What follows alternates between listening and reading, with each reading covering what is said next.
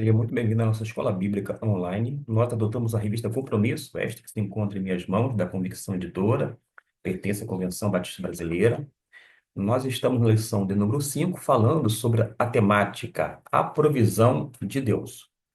Como nós estamos lidando com o período da restauração, que compreende, neste primeiro trimestre de 2026, o livro de Esdras, Neemias e Esther, vamos precisar ir para o texto bíblico e a proposta é capítulo 7 e 8.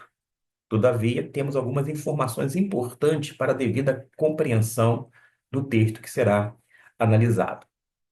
Quando a gente se depara com o texto-chave, conforme está na nossa revista, que antigamente chamava-se de texto áureo, isto é, de ouro, nos diz assim no versículo 9: pois no primeiro dia do mês ele partiu de Babilônia, e no primeiro dia do quinto mês chegou a Jerusalém, graças à mão benéfica do seu Deus sobre ele.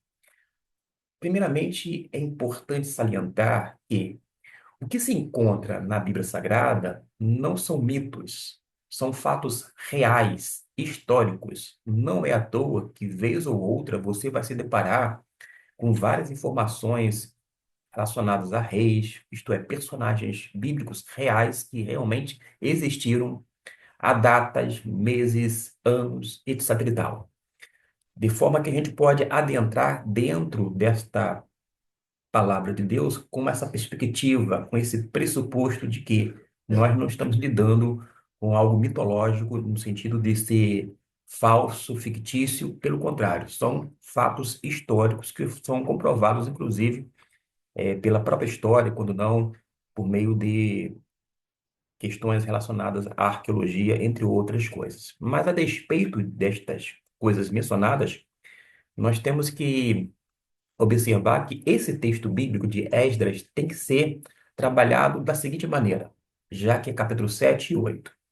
Se você reportar na sua Bíblia, no capítulo anterior, isto é, o 6, vai observar que fala sobre o rei Dario ao confirmar a ordem de edificar o templo.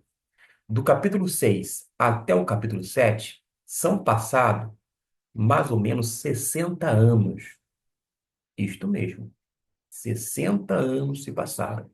A Bíblia não fala, o, pelo menos dentro desse registro de Esdras, o que aconteceu.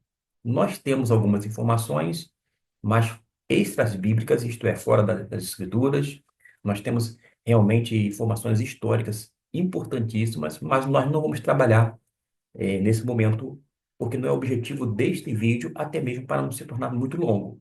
Mas saiba de uma coisa, capítulo 6 até o capítulo 7 não parece, mas quando você vira, no meu caso, a página, somente uma folha, compreende um período de 60 anos, tá bom?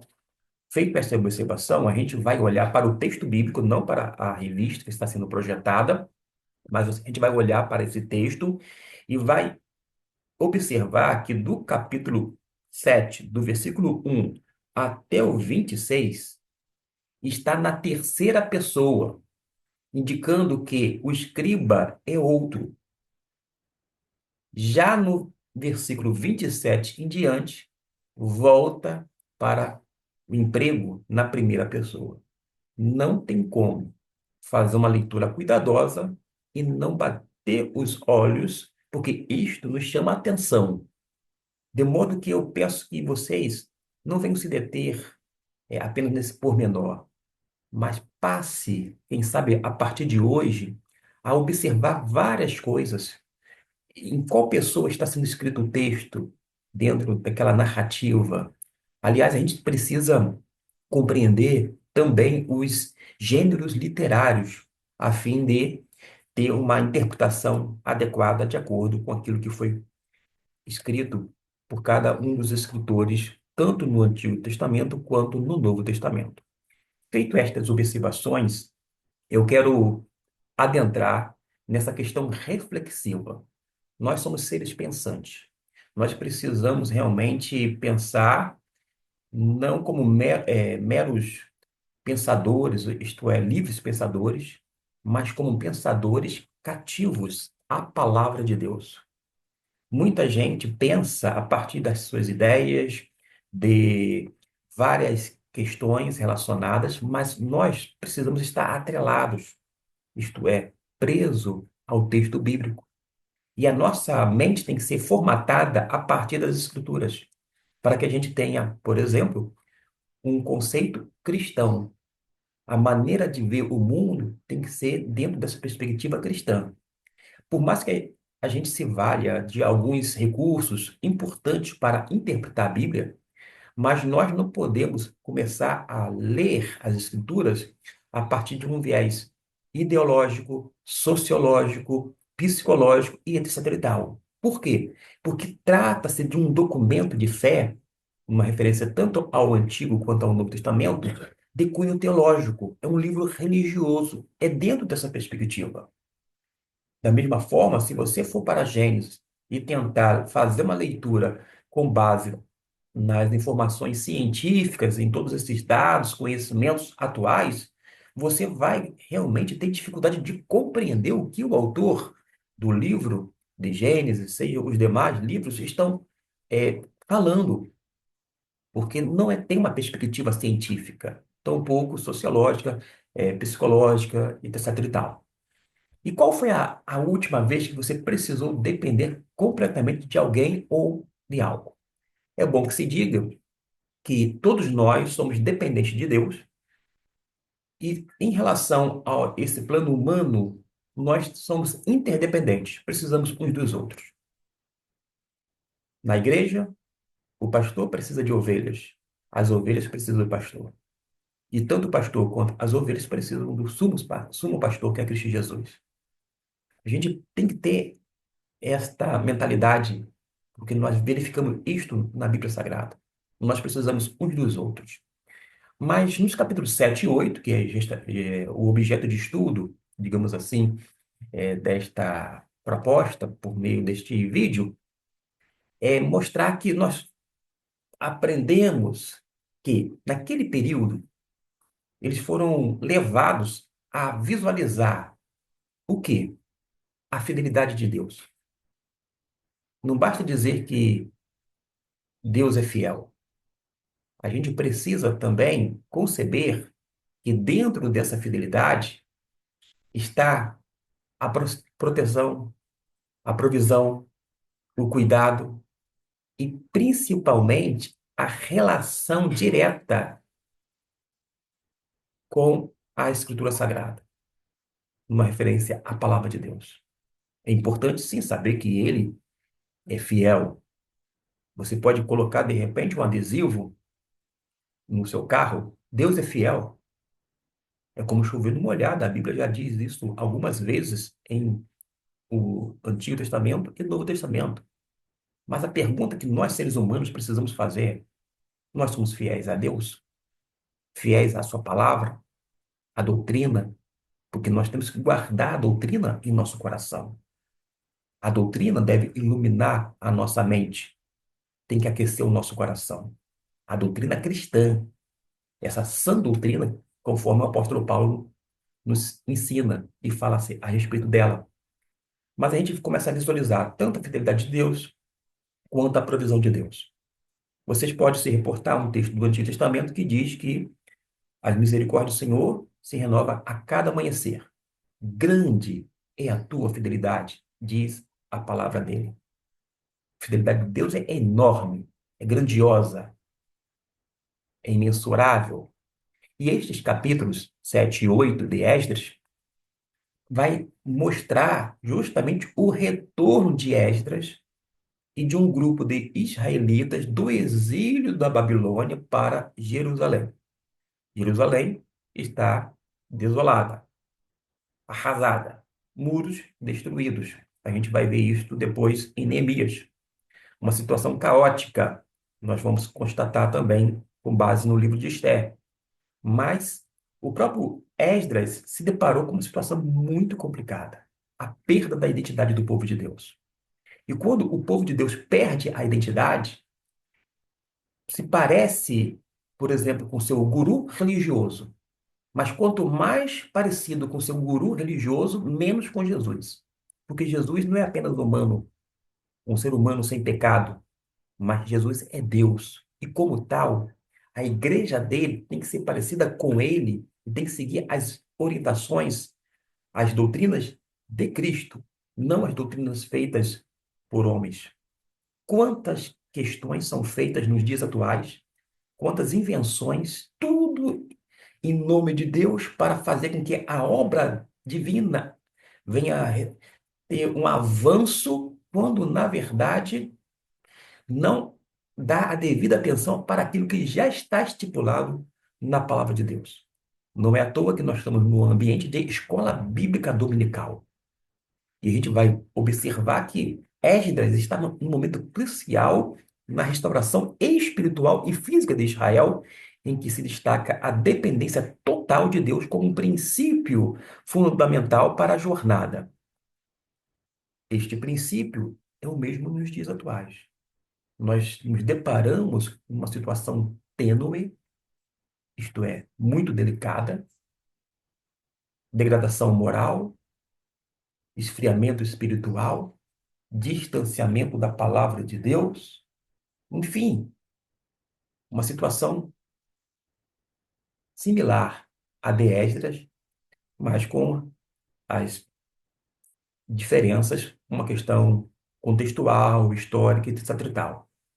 Mas desde aquela designação de Esdras como líder, como uma pessoa que estava à frente daquela missão, até aquela jornada desafiadora pela longa viagem, o que que a gente pode ver? A mão de Deus. As mãos de Deus estão estendidas para o seu povo. Mas essas mãos poderosas são mãos benevolentes também, mãos que protegem, cuidadoras, mas são mãos que não passam a mão na cabeça do seu povo, ao contrário, que disciplina, visando justamente essa correção, fazer com que eles se arrependam e se portem como filhos de Deus, como pessoas que estão alinhados à vontade já estabelecida mediante a palavra dele. E Deus vai, através dessas mãos potentes, benevolentes, mãos disciplinadoras também, e vai operando cada pormenor. Cada detalhe tem que ser feito tudo conforme a orientação e completa dependência divina. E por falar em dependência divina, vamos adentrar no primeiro tópico. No capítulo 7, versículo 11 até o 20, vai tratar sobre a providência de Deus no endosso da liberação. Você precisa ler esses versículos aludidos para compreender adequadamente. Partindo do princípio que você já fez a leitura, eu continuo este vídeo. Caso contrário, você pode dar pausa, fazer a leitura, que é o mais importante, para ter esse pano de fundo e, sobretudo, esse alicerce, essa fundamentação, a fim de continuar aqui. Pois bem, o aferidor da missão era a lei de Moisés. Quando fala a lei de Moisés, não é que Moisés teve uma intenção, um insight e resolveu fazer uma lei. Pelo contrário, era a lei de Deus, correto? Pois bem, caberia a Esdras tomar decisões, fazer algumas investigações sobre essa lei. Lembram que eles tinham ido para a geração anterior, né? Ido para o cativeiro, depois de 70 anos, voltado. E quando Esdras retorna, ele verificou a verdadeira reforma que era necessária, a começar pela palavra de Deus. Durante muitos anos, eu escutei sobre avivamento. Está ocorrendo um avivamento aqui, avivamento acolá, com o advento das redes sociais, da web, se tornou cada vez mais e mais visível e as informações correm muito rápido. E as pessoas falam muito em avivamento. Mas até o momento, eu, Gustavo Luiz, digo de todo o coração, não vi, não estou falando que nunca ocorreu em outro lugar do mundo, estou falando dentro da minha realidade, por onde eu ando, não apenas dentro de um estado, mas em outros estados da federação, que eu já preguei, que eu já estive atuando, quando não, até mesmo morando, residindo. Eu não vi um avivamento dentro desses moldes. Um avivamento que haja, de fato, um retorno à palavra e tão somente à palavra. Nada de revelações fora das Escrituras, mas somente a palavra de Deus como suficiente, como uma palavra completa, que basta. Da mesma forma, eu não encontrei essa palavra, esse retorno, juntamente com a oração, porque anda de mãos dadas. Bíblia mais oração, como dizia o saudoso pastor Nilson Amaral Fanini, é igual a santificação. Isso mesmo. Bíblia mais oração é igual a santificação. Cujo resultado do avivamento fosse uma santificação. O que eu verifiquei durante a minha vivência, e esta é a minha experiência, não é a sua, de repente, é que há um certo alarde, muita movimentação, gritaria, algaravia, porém, como resultado, não tem o caráter de Cristo formado na mente das pessoas, porque continuam agindo da mesma forma. Mas o avivamento genuíno da parte de Deus faz com que o povo dele, que até então está afastado das Escrituras, retorne para ele e, ao mesmo tempo, venha ter uma vida e uma vivência de oração, não uma oração petulante que dá ordens a Deus, eu te ordeno, eu determino, nada disto. Uma oração que é submissa à vontade de Deus. Aliás, o segredo de uma oração eficaz é orar segundo a vontade de Deus.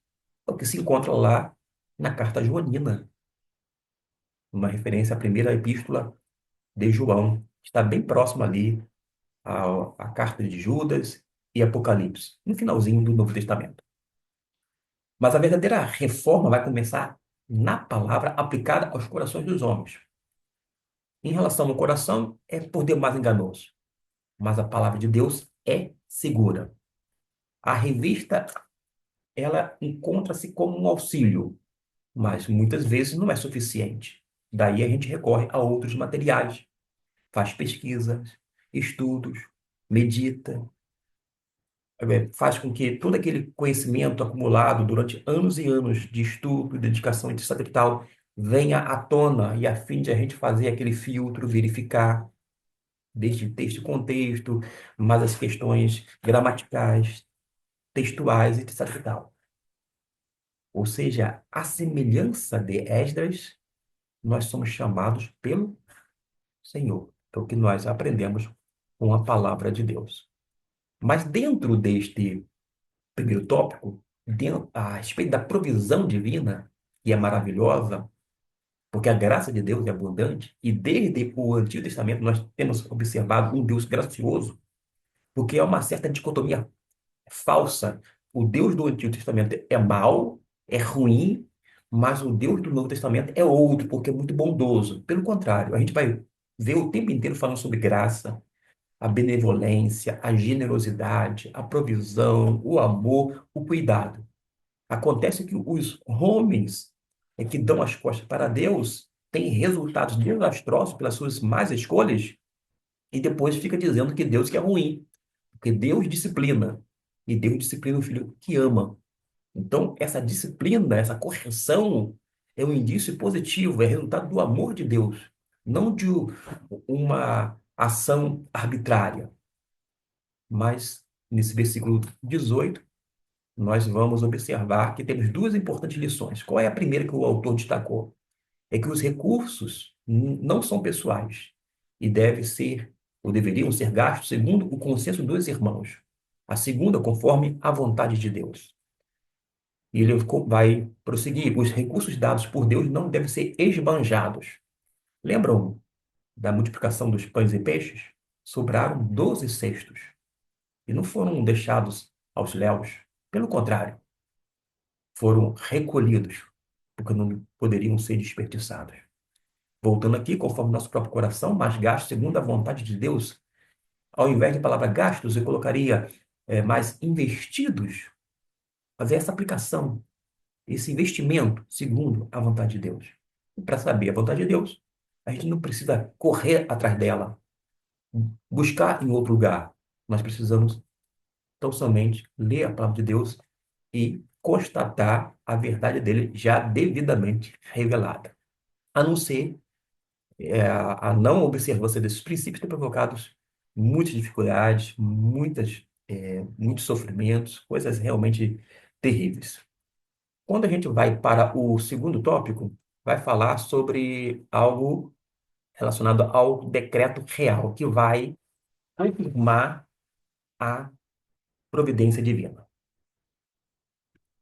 O decreto real vai detalhar a liberação dos recursos para Esdras e seu povo. A gente pode constatar isso no versículo 21, que nos diz assim: E eu, o rei Artaxerxes, decreto a todos os tesoureiros que estão na província da além do rio, que tudo quanto vos exigir o sacerdote Esdras, escriba da lei do Deus do céu, prontamente se lhe conceda. Ou seja, tudo estava de acordo com a providência divina e uma pessoa pagã sendo usada por Deus como instrumento. E é surpreendente, porque a inserção de pagamento de impostos, ou isto é, de tributos, por parte dos servidores do culto, o rei local tinha que pegar recursos deles e caminhar para estar a serviço de Deus, do templo e de sacramental. E Esdras tinha liberdade para o quê? Montar a sua equipe, conforme está aqui o seu staff. Cabia a ele escolher dentre o povo pessoas para auxiliá-lo, para legislar, para julgar, escolher magistrados, juízes que andassem segundo a lei de Deus, para ensinar as verdades eternas, conforme o versículo 25. Eu e tu, Esdras, conforme a sabedoria do teu Deus, que possuis, constitui magistrados e juízes que julguem todo o povo que está na província da além do rio, isto é, todos os que conhecem a lei, as leis do teu Deus, e ensinais ao que não as conhece. Verificamos que o Senhor estava também disponibilizando recursos humanos necessários. Não era apenas recursos financeiros, mas recursos humanos. Às vezes nós temos, hoje em dia, recursos financeiros, quando não até de sobra, mas pouquíssimos recursos humanos, isto é, pouca mão de obra. Talvez pela mentalidade de terceirização. As pessoas entregam seus dízimos ou devolvem seus dízimos, fazem lá a sua contribuição através de ofertas e acha que pode simplesmente ficar assistindo o culto. Ele não entende que, como adorador, ele precisa servir ao Senhor, porque a adoração vai resultar ou implicar em serviço, serviço real, serviço a Deus. E a gente só serve a Deus quando, de fato, servimos as pessoas. Caso contrário, nos tornamos mentirosos. Então, a gente precisa atentar para isto. Recursos humanos são essenciais. A terceirização não deve ser feita na igreja. Mesmo sendo uma pessoa que entregou a sua vida, devolveu o seu dízimo, você precisa ver onde é que pode ser útil e desenvolver o dom espiritual que você recebeu da parte de Deus para a edificação do corpo de Cristo. E tem outra coisa: esse decreto real delegava não ao rei, mas a Esdras, que era sacerdote, que era um escriba fiel a Deus, para punir os transgressores. É o que a gente verifica no versículo 26 e 27.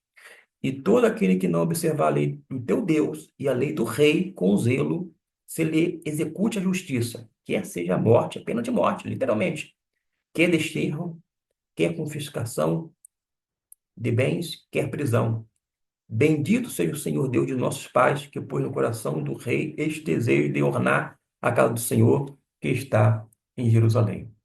O próximo tópico fala sobre o cuidado de Deus na convocação do povo. A gente vai observar, a partir do versículo 1 até o 20, esta convocação a uma lista dos que foram de Jerusalém e faz a menção de alguns nomes, não todos, mas alguns nomes que tinham realmente qualidades e talentos que seriam imprescindíveis à missão de Esdras. Esdras tinha uma missão, ele cumpriu a risca em obediência à voz de Deus e Deus providenciou tanto recursos humanos quanto recursos financeiros. Temos aqui a expressão filhos de, que evoca duas coisas. A primeira é o nome, referencial na história de cada família, e a outra é a honra aos filhos delas. Reformas pertinentes começam valorizando as gerações antigas.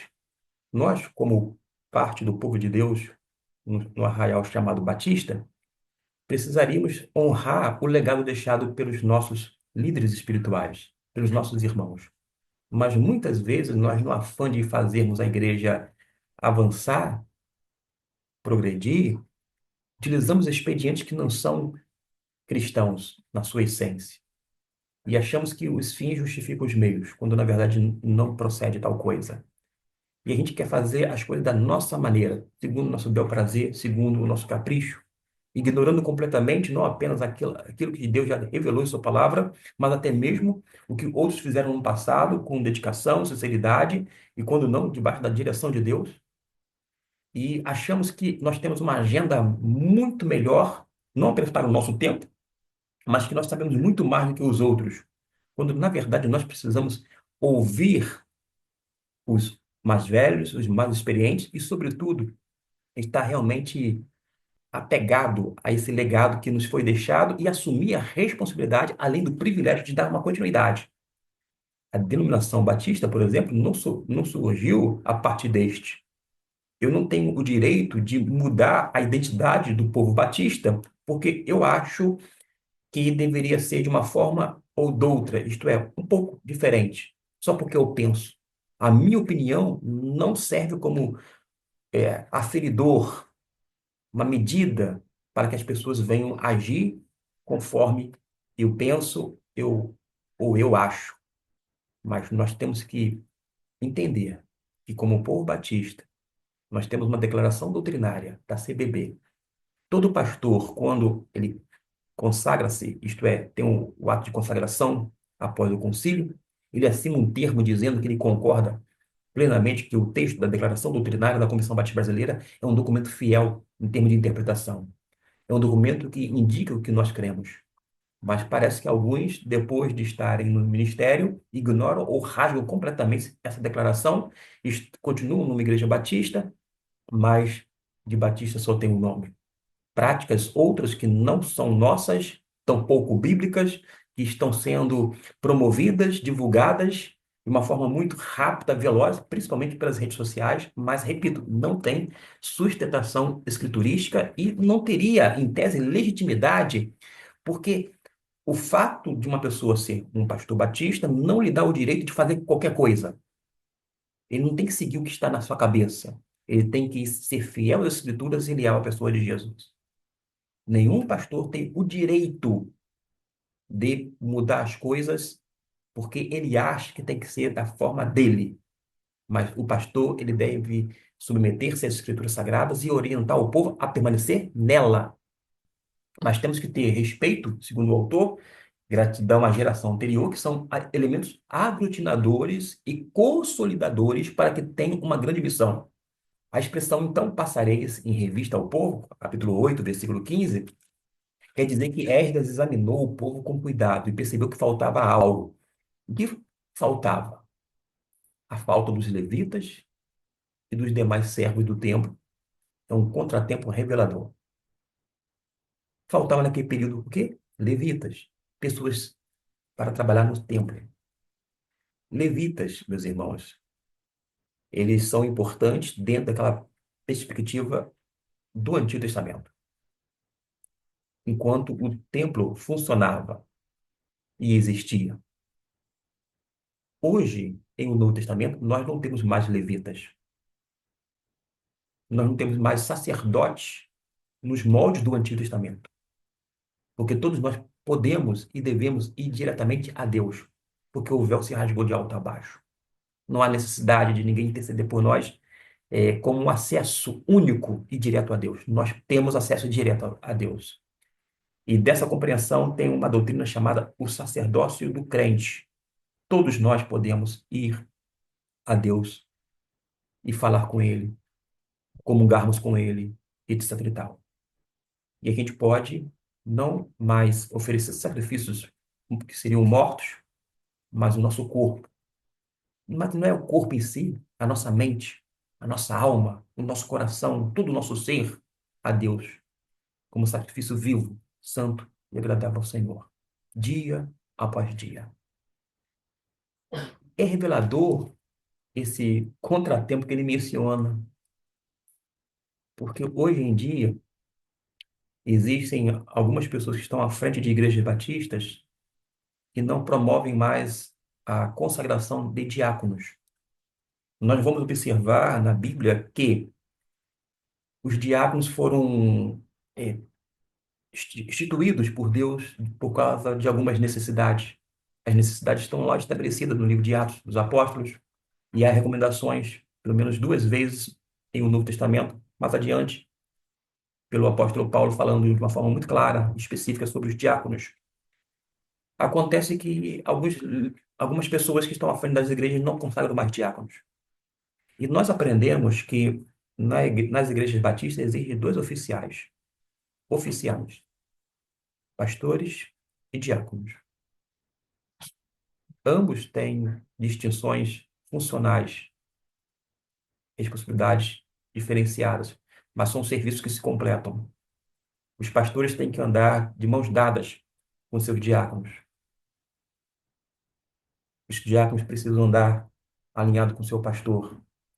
E todos eles precisam estar dentro desse alinhamento divino, ouvindo a voz do Senhor, seguindo os caminhos santos.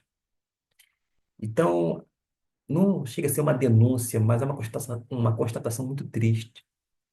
O fato de, em muitas igrejas, não termos mais a consagração dos diáconos. Décadas atrás, nós criamos alguns cargos que eu posso chamar de funções para-eclesiásticas. Funcionam assim para auxiliar, são paralelas à igreja e são muito úteis, como nós tivemos com muita efervescência no passado, educadores cristãos e ministros de músicas. Hoje em dia também muitas igrejas já não têm basicamente os educadores cristãos. São poucas as igrejas nesse emaranhado de igrejas batistas no Brasil, independente do porte, da condição de manter ou de ter um ministro de educação cristã ou não, antigamente chamado de educação religiosa, mas só muda a nomenclatura. Mas a gente precisa atentar para isso, porque nós, pastores, não temos o direito de abolir o diaconato. E nós não temos o direito de terceirizar as funções que são de cunho pastoral.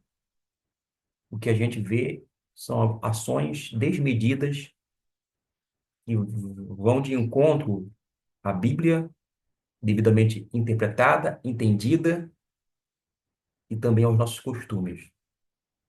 Vamos prosseguir, porque vai dizer que Esdras escolheu com cuidado os emissários para resolver a situação. Tem aqui a quantidade, versículo 16, e colocou tudo nos seus devidos lugares. Cada um tinha a sua função. E fazer uma grande obra sem organização é investir energia, recursos e tempo em vão. Às vezes, a gente acha que a igreja é simplesmente assim. Ah, tem uma pessoa espiritual e ela vai se dedicar, o pastor, local, a Bíblia e oração. Visitação por tabela, dando aconselhamento também. Ok. Mas não é bem assim. A igreja também é uma organização sem fins lucrativos, mas que tem CNPJ, é uma pessoa jurídica, precisa de uma diretoria eleita, democraticamente, no nosso caso, e é registrado em cartório e responde perante as leis do nosso país ou do Estado, vai exigir conhecimento, planejamento, a questão relacionada à administração eclesiástica, para lidar com esses pormenores,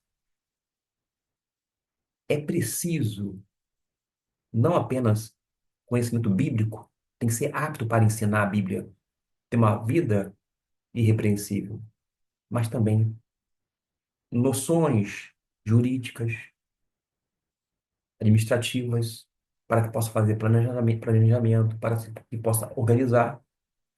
precisa ter um orçamento para não ter dificuldades e assim por diante.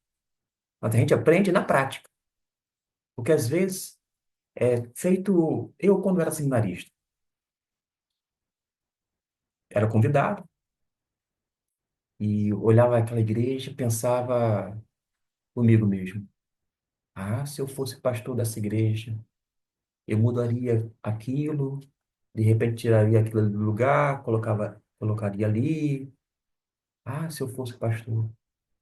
Mas eu não conhecia a realidade, porque quando assumi o ministério de uma forma concreta, prática, como é difícil quando a gente faz as coisas conforme as nossas ideias, a nossa agenda, que às vezes é até inflexível, mas se torna muito mais fácil quando a gente busca a direção de Deus e está fazendo aquilo que Deus está determinando.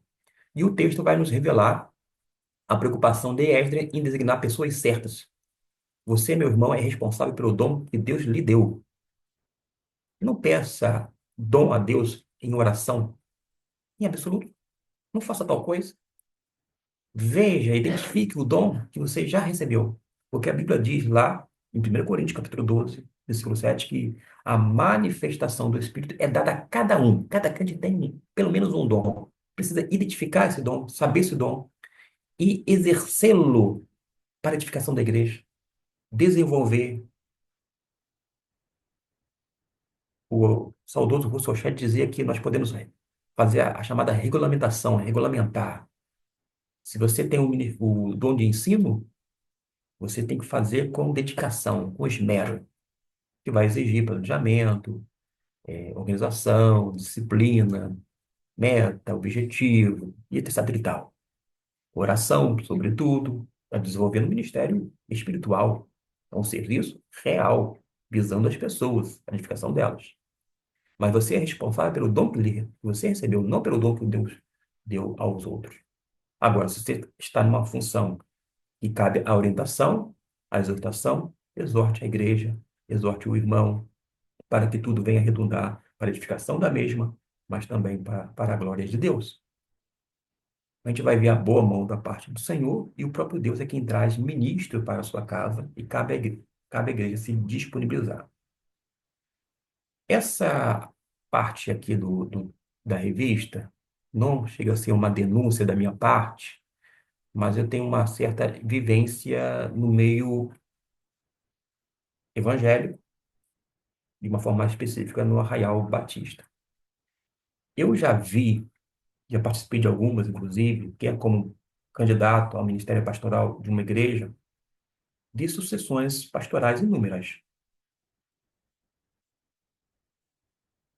E era comum haver as chamadas sucessões pastorais.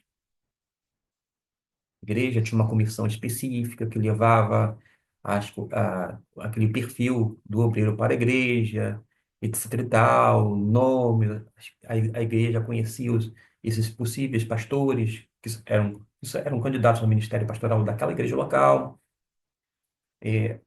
Havia todo esse processo, em alguns casos, de transparência, com lisura, e se não houvesse lisura, a gente sabe que ficaria um tanto prejudicado. A gente sabe os pontos fortes e fracos das sucessões que tiveram no passado. Mas eu tenho observado que, ultimamente, a chamada sucessão pastoral se tornou, não inexistente necessariamente, mas com a sua função completamente, vou dizer assim, deficitária. É comum hoje ter indicação de um só nome. A pessoa, ela vai como um candidato único. É bom quando se entende que a igreja estava em oração, pediu um homem segundo o coração de Deus, e este homem está dentro daquele perfil bíblico, cristão, e por outro lado, o próprio candidato, ainda que seja único, também tem a certeza de que Deus está conduzindo todo aquele processo transparente, com lisura, com ética, sem um tipo de manobra. sem uma tentativa de fazer algumas coisas para facilitá-lo. Percebeu? É possível e ocorre. Não vou dizer que não é possível ou que não ocorra, mas quando diz aqui que Deus traz seus ministros para a sua casa, necessariamente nem todos os ministros são trazidos realmente debaixo da direção de Deus e da mão de Deus, por conta dos expedientes adotados. Alguns são inescrupulosos, mas nós precisamos ter discernimento de espírito, percepção espiritual, e não se deixar levar por alguns mandos e desmandos. Venha de quem quer que seja, mesmo que em nome de Deus. Porque a igreja não é uma empresa, não é algo que a gente vai fazendo um loteamento e vai colocando os nossos amigos. Bom, este é meu amigo, aquele outro também é. Então, eu vou fazer as coisas para que meu amigo fique naquela igreja, a outra igreja vai para o outro meu amigo, vou loteando e vou influenciando e etc e tal. Para com isso. Esse tipo de manipulação, de politicagem é nojenta, não é cristã. E pode ser que ocorra aqui ou acolá. Pode ser. Mas quando Deus traz um homem segundo o coração de Deus, este homem precisa entender que a igreja precisa ser também segundo o coração de Deus. Se ambos tiverem o coração de Deus, o desejo, esse anelo de fazer as coisas corretas, não serão adotados expedientes mundanos e carnais num processo de sucessão pastoral, nas escolhas dos seus ministros, ou quando não, dos seus oficiais, numa extensão aos diáconos. Não vai haver a questão de amizade, mas sim de reconhecimento diante de um homem de Deus, da mesma forma, diante de uma igreja que pertence tão somente ao Senhor.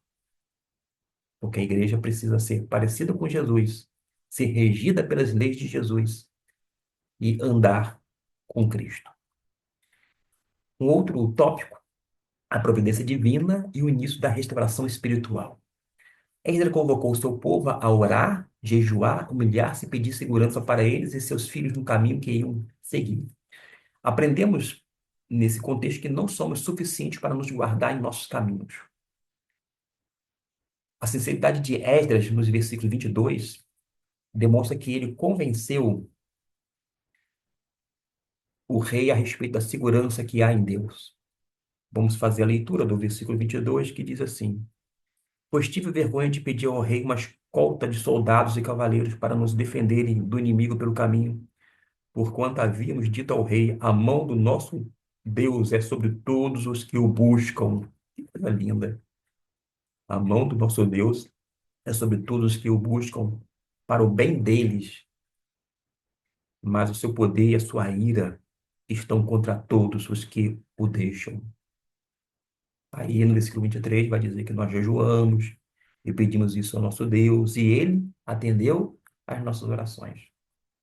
Deus atende nossas orações, mas não para fazer conforme a gente pensa, mas segundo o querer dele, visando o melhor para nós, certo de que ele ouve todas as nossas orações e responde segundo o seu propósito, o seu querer, isto é, a sua vontade. Em outras palavras, ele diria: com que cara eu vou pedir ao rei uma escolta militar para guardar as ofertas do Deus dos exércitos? Esdras renuncia à escolta imperial para ter a escolta celestial. É um tanto, assim, trágico, para dizer não cômico, é que nós encontramos hoje no arraial religioso algumas pessoas que falam para você, meu irmão, que mora de repente numa comunidade, num bairro precário, cuja segurança pública não atende em hipótese alguma. Aqui no Rio de Janeiro, a Zona Sul, por exemplo, é bastante policiada. É uma área nobre do Rio de Janeiro, da cidade. Mas outras áreas da região metropolitana são desprovidas de policiais, quer militares, delegacias, etc. e tal, o que gera insegurança nesses locais. Mas imagine só um líder religioso ou um guru religioso dizendo para você: olha, você não precisa colocar câmera de segurança na sua casa. Você não precisa colocar uma cerca elétrica no muro, em cima do muro. Você não precisa disso, você não precisa daquilo outro, você não precisa nada. Só confiar em Deus. Mas ele mesmo anda num carro blindado, com escolta armada. Mora num condomínio que tem uma segurança plena, inclusive armada. Parece um contrassenso. Tem muita gente que fala uma coisa, mas que é pego de uma forma muito nítida na incoerência da vida com aquilo que é professado. Prossigo dizendo sobre a providência divina que os conduziria em segurança para Jerusalém, que se fizeram tesoureiro foram consagrados ao Senhor com as ofertas. A tesouraria da casa do Senhor carece de vidas consagradas a Deus para cumprir bem a sua missão.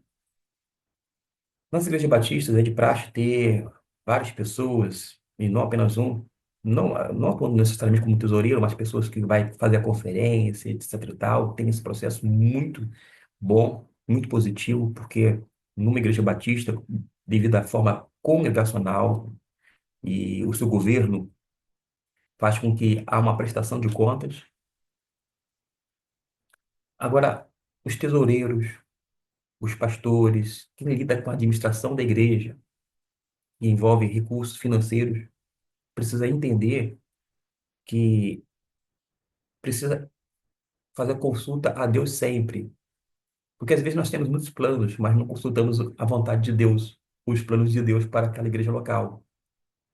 E pode ser que a gente deixe alguma coisa fora do orçamento porque não consultou a Deus. Não é num tom provocativo, mas apenas reflexivo. A gente fala muito sobre a necessidade que é imperioso fazer evangelismo e missões. Mas dentro do orçamento da igreja, quantos por cento é destinado para missões e evangelismo? A gente deveria, quem sabe, rever a nossa agenda, sempre consultando a vontade de Deus e fazendo com que houvesse essa adequação. Mas o tópico, os sacerdotes e o cumprimento da missão. Base 31, 36, são os versículos do capítulo 8. Os sacerdotes, como tesoureiros, cumpriram com primazia a sua missão. O exemplo deles tem algumas marcas que servem para qualquer ministério. Essa primazia, essa dedicação, esse esmero, esse zelo, esse cuidado, enfim, fazer realmente da melhor maneira possível, de acordo com as suas forças, as suas possibilidades. Isso acaba nos inspirando a prosseguir com fé e dependência em Deus. Ele aborda a questão da ação, temos que agir. O texto diz: partimos, a gente não vai sair do lugar se a gente permanecer de braços cruzados e só criticando. Eu lembro-me de um áudio de um sermão do pastor João Filso Soren. Eu imagino a cena, porque eu conheci, ouvi, assisti já alguns vídeos dele pregando, quando estava na primeira igreja batista do Rio de Janeiro, e eu imagino ele com o dedo em riste, mas de uma forma respeitosa, não afrontosa, porque ele diz assim: se alguém tem crítica à igreja, critique-se a si mesmo. Não é porque o indivíduo é a igreja, é que nós somos membros da igreja. Nós juntos formamos a igreja local, que é o templo de Deus. Ou seja, nós temos que pensar não apenas como indivíduo, mas como comunidade. Nesse âmbito, partimos, não é? Eu parto, partimos, plural. Lembra dos nossos hinos? Vamos nós louvar a Deus, não é eu louvo. Claro que eu louvo individualmente, mas tem essa dimensão comunitária, coletiva, da Assembleia toda louvando a Deus. E nós não vamos sair do lugar se ficarmos parados, inertes. Temos que dar o primeiro passo, não passo em falso, não colocando nossos pés numa areia movediça para afundar, mas certamente firmar nossos pés na palavra de Deus. O fracasso é filho, é filho legítimo da indolência. Na questão ação e prática, eu falo isso como ministro do Evangelho. Fui consagrado em 2008. Com o passar do tempo, eu verifiquei que eu estava em demasia num ativismo religioso, saindo, fazendo viagens, em detrimento daquele cuidado, daquela presença maior entre os meus, uma referência à esposa e à filha até então. E depois eu vi a necessidade de refazer a minha agenda, se tornar um pouco mais flexível. De modo que hoje quando falo hoje, há muitos anos, mas é aniversário, faz uma atividade especial, aniversário de casamento, passeia, sai. Mas nos meus primeiros anos de ministério era ferro e fogo. Aniversário da minha esposa, se tinha atividade na igreja, eu estava na igreja. Meu aniversário, eu estava na igreja. Se era aniversário de casamento, eu estava na igreja. Hoje eu me organizo, programo e separo as coisas. Porque eu aprendi duas coisas que eu vou compartilhar com vocês nesse âmbito de escola bíblica dominical. Primeiro que é Deus. Segundo, não é a igreja, meus irmãos. Deus, família, depois igreja. Se eu, Gustavo Luiz, não cuidar direito, corretamente, com amor e sacerdotal da minha esposa e dos meus filhos, eu não terei condições morais e espirituais para cuidar de uma família maior, de uma casa maior, que é a casa de Deus, uma referência à igreja. Eu estou dizendo isso? Não, é a Bíblia que diz. Mas outra coisa que mudou bastante, eu ouvindo um pastor numa, num congresso destinado aos líderes, aos pastores batistas, e eu ouvia o seguinte: o sucesso ministerial não compensa o fracasso familiar. Não adianta este ser reconhecido, tido como renomado, sair pregando como itinerante pelo Brasil e mundo afora, mas não ter tempo para minha família, tempo para mim mesmo, tempo para Deus e de sacerdotal. Não compensa.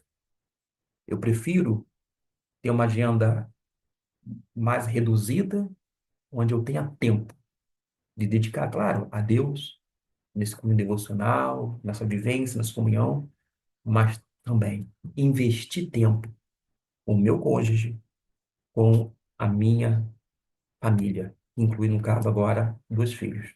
Vamos então apenas fazer a leitura. A fé fez a grande diferença, né, de cumprir bem a missão designada. Vou deixar aqui projetada a passagem, tanto bíblica, e a mão do nosso Deus estava sobre nós, a referência bíblica. Temos a coragem, mesmo sabendo dos ataques dos inimigos, os judeus não retrocederam em sua missão, dos inimigos e dos que nos e dos armavam cilado pelo caminho. Sempre vai haver opositores, alguém para atrapalhar. No popular se diz que quando o diabo não vem, porque ele está ao nosso derredor, ele manda o seu secretário.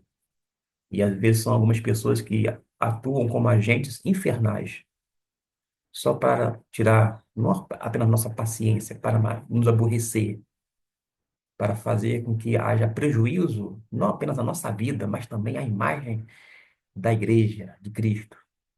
E isto soa não apenas como carnal, por conta da nossa humanidade pecaminosa, dessa natureza pecaminosa do velho homem, mas sem dúvida nenhuma, uma ação diabólica. Tem uma conclusão aqui, dentro do texto proposto, que é capítulo 8, 33, terminal que iniciamos é a marca do que cumpre sua missão com primazia. Tudo foi entregue ao tesoureiro do templo. Tu começa e termina. Tem muita gente que começa e para no meio do caminho.